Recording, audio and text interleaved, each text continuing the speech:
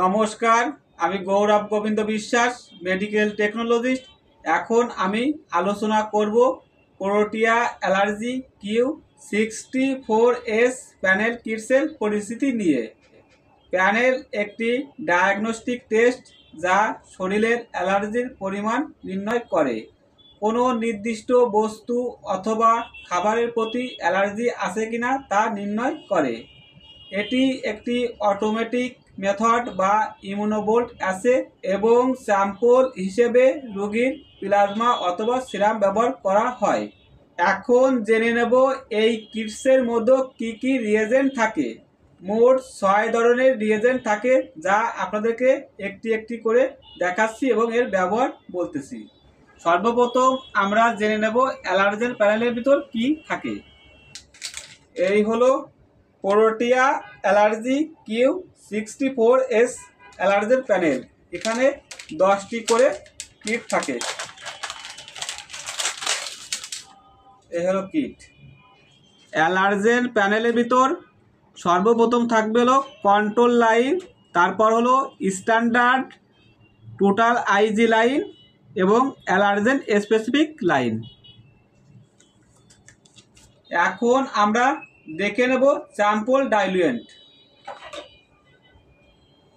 Sample ডাইলুয়েন্টের ভিতর থাকে হলো sodium phosphate, stabiliser, preservative, sodium azide.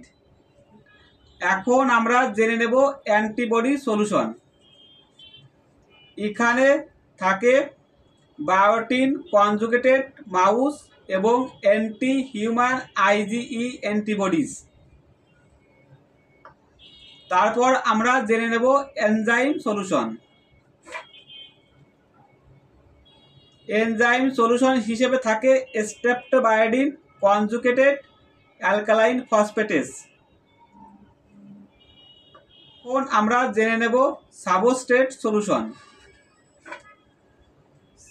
Substrate সলিউশনের ভিতর BCIP ব্রোমো ক্লোরো ইন্ডোলাইল ফসফেট এবং NBT নাইট্রো ব্লু টেট্রাজোলিয়াম থাকে। Washing solution. ওয়াশিং সলিউশনের ভিতর থাকে 30। অ্যালার্জেন স্ট্রিপ সহ 5টি বোতলের রং দেখেও রিয়েজেন্ট চিহ্নিত করা যায়। এবং সর্বশেষ দেখে নেব হেয়ার ড্রাই। টেস্ট করার পর কিট শুকানোর জন্য হেয়ার ড্রাই ব্যবহার করা হয়। এখন আমরা দেখে নেব অ্যালার্জি প্যানেল টেস্টের কিউ স্মার্ট মেশিনটি। এই হলো অ্যালার্জি প্যানেল টেস্টের মেশিন কিউ স্মার্ট। এই ধরনের নতুন নতুন ভিডিও পেতে আমার চ্যানেলের সাথে যুক্ত থাকুন। আমাদের গাজী মেডিকেল কলেজ হাসপাতালে নিয়মিতভাবে এই পরীক্ষাটি সহ আরও যাবতীয় পরীক্ষা করা হচ্ছে।